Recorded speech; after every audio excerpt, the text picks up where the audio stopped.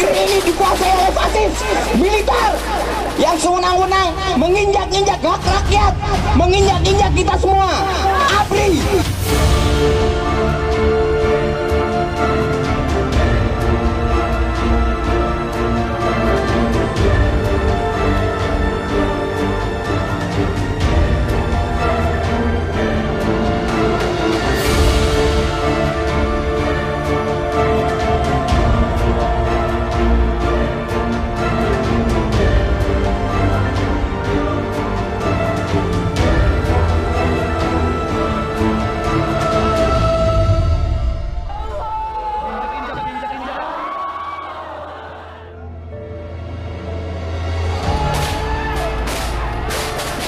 Mei 1998, tembakan menggema di depan kampus Universitas Trisakti, Jakarta.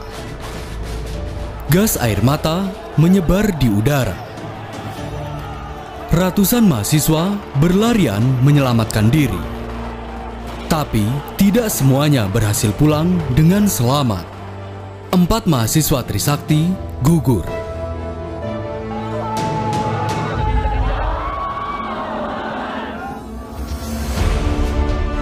Elang Mulia Lesmana, Hafidin Royan, Heri Hertanto, dan Hendrawan Si tewas tertembak dalam aksi damai yang menuntut reformasi. Mereka bukan sekedar nama dalam buku sejarah. Mereka adalah bukti bahwa negara ini pernah membunuh anak-anaknya sendiri. Sejarah mencatat, tragedi ini menjadi titik balik gelombang protes yang akhirnya menggulingkan rezim Orde Baru. Bukan hanya sekedar catatan sejarah, tragedi Trisakti ini adalah luka bangsa yang belum terobati. Inilah kisah kelam tragedi Trisakti 12 Mei 1998.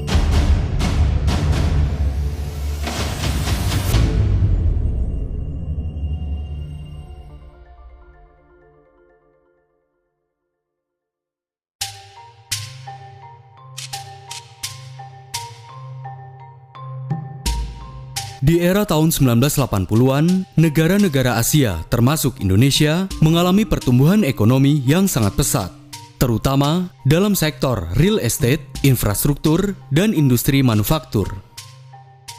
Pertumbuhan ekonomi Indonesia sendiri sangat mengesankan. Inflasi terkendali, investasi mengalir deras, ekspor tumbuh pesat, kemiskinan dapat ditekan, dan cadangan devisa negara terus meningkat. Hingga tahun 1990-an, ekonomi Indonesia masih terlihat baik-baik saja. Meski tanda-tanda terjadinya inflasi sudah mulai terendus. Namun, semua itu tertutupi oleh capaian makroekonomi yang baik. Apalagi aliran modal asing masih mengucur deras ke Indonesia. Kala itu, Indonesia sedang bersiap menyambut zaman baru yang dinamakan era tinggal landas. Namun, semua itu terguncang seketika.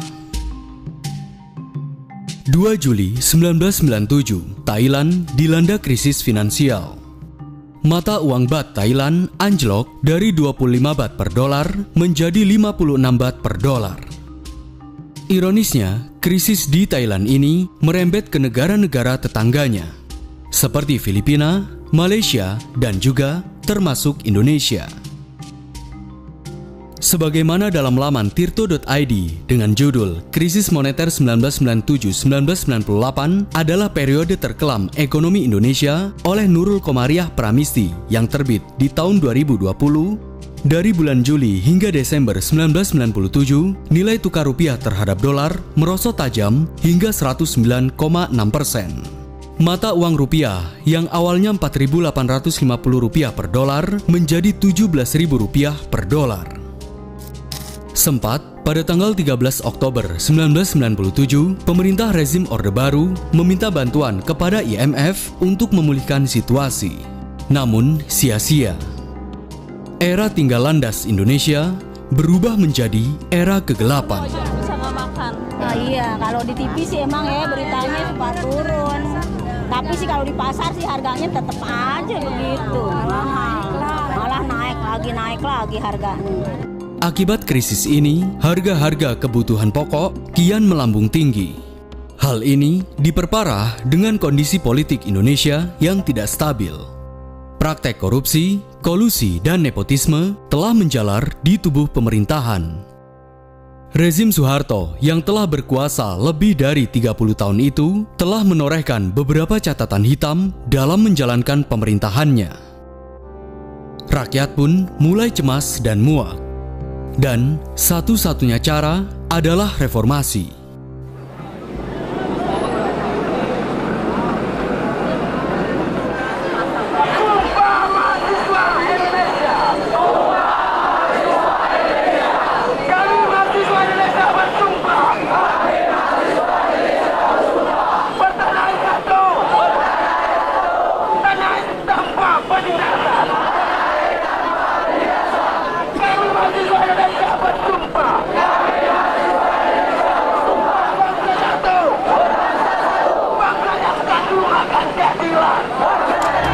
In May 1998, Indonesia was feeling the brunt of the economic crisis sweeping East Asia.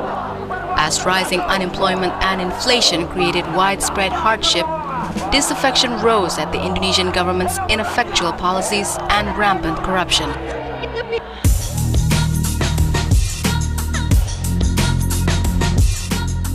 Sejak bulan Januari hingga Februari 1998, berbagai aksi unjuk rasa memprotes rezim Orde Baru sudah dilakukan di berbagai kota, seperti Jakarta, Bandung, Yogyakarta, Medan, Surabaya, hingga Makassar. Selain menuntut untuk dilakukannya reformasi pemerintah, para mahasiswa juga memprotes dilakukannya pemilu ulang yang sebelumnya di bulan Maret 1997, Soeharto kembali terpilih sebagai Presiden Indonesia untuk yang ke-7 kalinya. Hingga bulan April 1998, aksi unjuk rasa gerakan reformasi ini semakin membesar. Negeri ini dikuasai oleh fasis militer yang sewenang-wenang menginjak-injak hak rakyat, menginjak-injak kita semua. Mahasiswa dari berbagai universitas seperti UI, ITB, UGM, UNAIR, hingga Unhas mulai mengadakan protes di kampus mereka. Pada tanggal 2 April 1998 misalnya, di Jakarta, ribuan mahasiswa dari 10 universitas di Jakarta mulai melancarkan unjuk rasa di 2 titik, yakni di Universitas 17 Agustus dan di Universitas Nasional. Sementara di tempat lain, di Purwokerto, sebanyak 2.000 mahasiswa dari 5 kampus melakukan demonstrasi di sekitaran Jalan Jenderal Sudirman. 2 hari kemudian, 4 April 1998, di Yogyakarta, aksi demonstrasi mulai berjalan rusuh.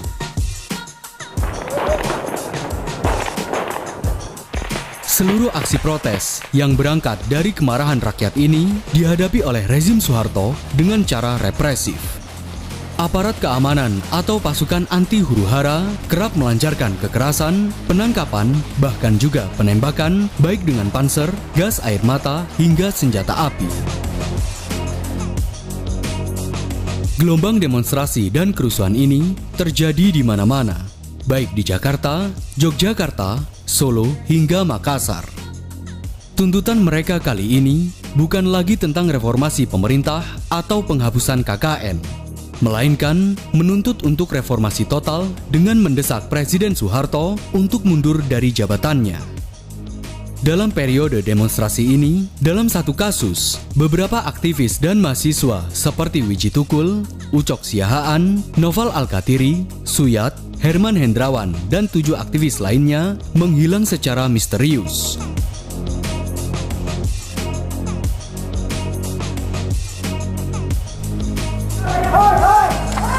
On the streets of Jakarta, the fires of protest are burning. This was the reaction today to the killing of unarmed student demonstrators by the security forces of a regime fast losing control here. We witnessed mile after mile of looting and rioting, which continued for hours and which the police and the army seemed unable to prevent. Memang, dalam beberapa kasus, gelombang aksi demonstrasi ini mengakibatkan kerusuhan, penjarahan, hingga pembakaran.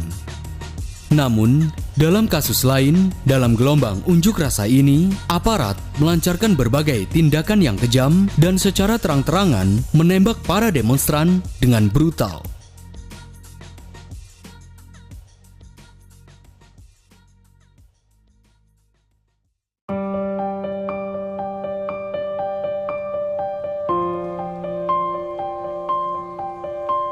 Berbagai aksi demonstrasi yang dilakukan para aktivis dan mahasiswa sejak tahun 1998 semakin hari semakin membludak. Di kota Medan misalnya, pada tanggal 4 Mei 1998, ketika pemerintah mengumumkan kenaikan harga BBM hingga 70%, memicu para mahasiswa di Medan turun ke jalan. Meskipun protes berhasil dibubarkan oleh aparat, namun pada akhirnya aksi protes ini berubah menjadi kerusuhan, di mana mereka mulai membakar kendaraan, menyerang toko-toko milik orang-orang Tionghoa dan menjarahnya. Bahkan juga bentrok dengan aparat keamanan. Dikutip dari laman Republika, edisi 21 Mei 2016 dengan tajuk Medan Berdarah dan Kerusuhan yang Terus Menjalar. Akibat kerusuhan itu, sebanyak 6 orang tewas, 98 orang terluka, dan sebanyak 423 orang ditahan. Hal serupa juga terjadi di Jakarta, termasuk di Universitas Trisakti. Kali ini adalah tentang sebuah peristiwa Trisakti yang berubah menjadi sebuah tragedi.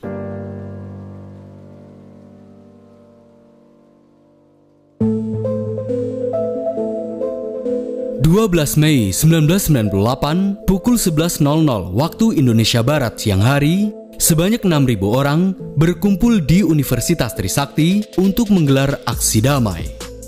Dalam gelaran itu, para mahasiswa, dosen, serta para pejabat universitas turut meramaikan aksi itu.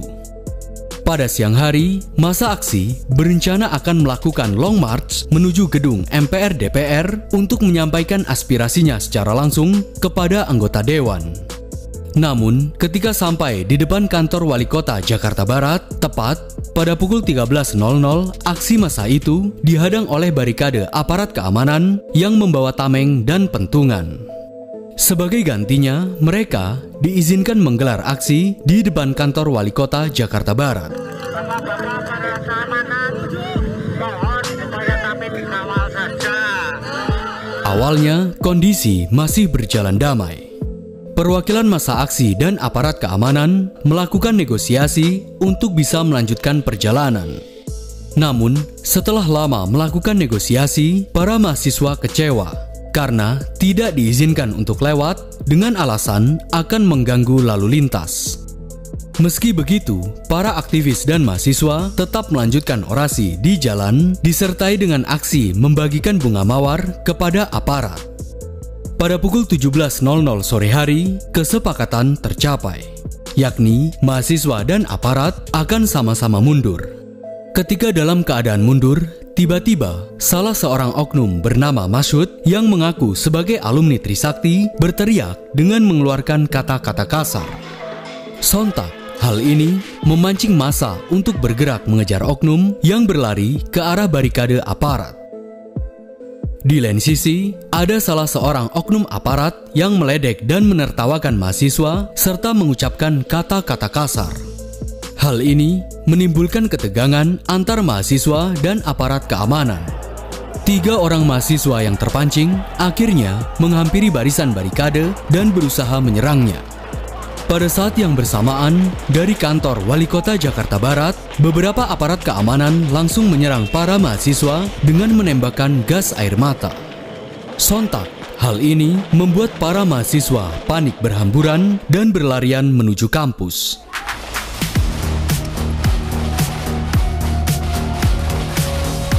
Dari kampus Trisakti, para mahasiswa melempari aparat dengan batu. Aparat pun terus-menerus melancarkan tembakan. Peluru karet dan peluru tajam kian berhamburan. Aparat yang tidak membawa senjata memukuli para mahasiswa dengan pentungan. Bahkan, beberapa mahasiswi mendapatkan pelecehan dari aparat. Situasinya pun menjadi semakin kacau. Aksi saling serang pun terjadi antara mahasiswa dan aparat keamanan. Sebagaimana dalam laman tirto.id edisi 12 Mei 2020 yang ditulis oleh Ahmad Muawal Hasan dengan tajuk Tragedi Trisakti dan Keadilan Tak Kunjung Tiba, di tengah bubarnya para mahasiswa pada pukul 18.40, pasukan bermotor dari para aparat keamanan berdatangan ke arah gerbang Trisakti. Aksi ala koboi itu dilakukan dengan melepaskan tembakan ke depan gerbang Trisakti. Sedangkan aparat yang berada di atas jembatan layang menembak para mahasiswa yang berlarian menuju kampus. Ketegangan yang terjadi ini masih berlangsung hingga malam hari. Para aparat keamanan masih melepaskan tembakan secara brutal, bahkan membabi buta dengan menargetkan mahasiswa.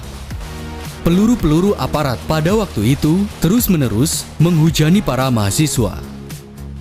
Akibat penembakan ini, sebanyak 4 mahasiswa Trisakti tewas dan beberapa mahasiswa lainnya mengalami luka-luka. Sebagaimana dalam laman IDN Times edisi 14 Mei 2023 dengan tajuk Profil 4 Mahasiswa Korban Tragedi Trisakti 25 tahun lalu, nama-nama mahasiswa yang tewas itu adalah Elang Mulia Lesmana, Hafidin Royan, Heri Hertanto, dan Hendrawansi. Selain itu, lebih dari 600 orang mengalami luka-luka akibat tembakan peluru tajam, peluru karet, dan pemukulan oleh aparat. We are getting shot at by the sniper. It is very immoral and very brutal.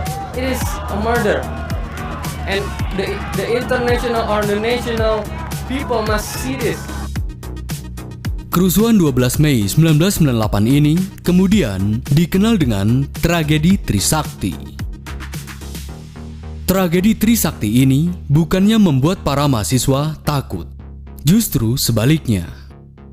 Gelombang aksi demonstrasi semakin membludak.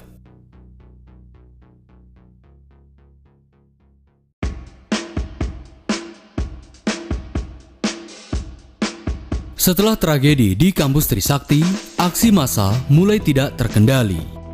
Pada tanggal 13 hingga 15 Mei 1998, terjadi berbagai aksi penjarahan, pembakaran, dan kekerasan di berbagai wilayah di Jakarta, seperti Glodok dan Pasar Baru. Sebagaimana dalam laman Tempo.co edisi 13 Mei 2024 dengan tajuk Kilas Balik Kerusuhan Mei 1998, kerusuhan berbau rasial di Jakarta dan Solo, mereka banyak menyerbu pusat-pusat perbelanjaan dan ruko-ruko milik orang Tionghoa. Aksi kriminalitas yang terjadi ini membuat etnis Tionghoa kala itu mendapatkan berbagai tindak kekejaman dan pelecehan.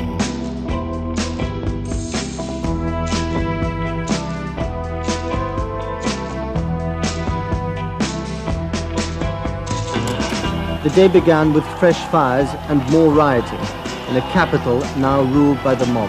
The rage was directed against the affluent Chinese and their shops. They took the goods and sometimes also the lives. The remains of 6 people lay amongst the ashes in this room, caught in the blaze, too afraid to leave their burning home, with the mob waiting outside.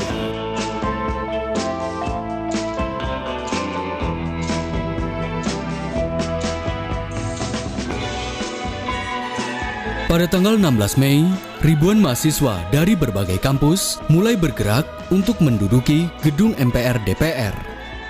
Banyaknya aksi massa ini membuat aparat keamanan pun tidak dapat membendung para mahasiswa yang terus berdatangan. Akhirnya, pada tanggal 21 Mei 1998, pada pukul 9.00 waktu Indonesia Barat, Presiden Soeharto resmi mengundurkan diri sebagai presiden dan mengakhiri 32 tahun masa kekuasaannya. Untuk menyatakan berhenti dari jabatan saya sebagai Presiden Republik Indonesia.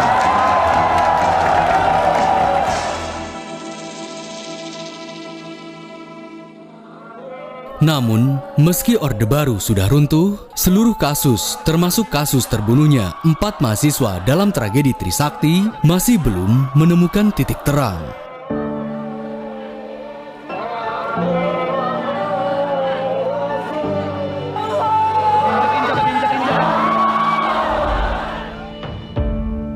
Sebagaimana dalam laman kompas.com dengan judul Bagaimana Penyelesaian Tragedi Trisakti 12 Mei 1998 yang terbit pada tahun 2023, hasil otopsi membuktikan bahwa 4 korban tragedi Trisakti meninggal karena peluru tajam yang ditembakkan aparat. Namun, Kapolri yang menjabat saat itu, Jenderal Pol Dibyo Widodo, membantah jika anak buahnya menggunakan peluru tajam dengan alasan polisi hanya menggunakan tongkat pemukul, peluru kosong, peluru karet, dan gas air mata. Pada tahun 2002, Pengadilan Tinggi Militer Jakarta menetapkan 9 terdakwa kasus penembakan mahasiswa Trisakti telah diadili dan dijatuhi hukuman 3-6 tahun penjara. Mereka yang dihukum hanyalah pelaku lapangan. Sementara yang memberi instruksi atau yang bertanggung jawab di balik penembakan 4 mahasiswa Trisakti ini hingga saat ini belum tersentuh. Tidak ada hukuman setimpal, tidak ada pertanggungjawaban. Hanya janji-janji kosong dan dalih yang dibuat-buat.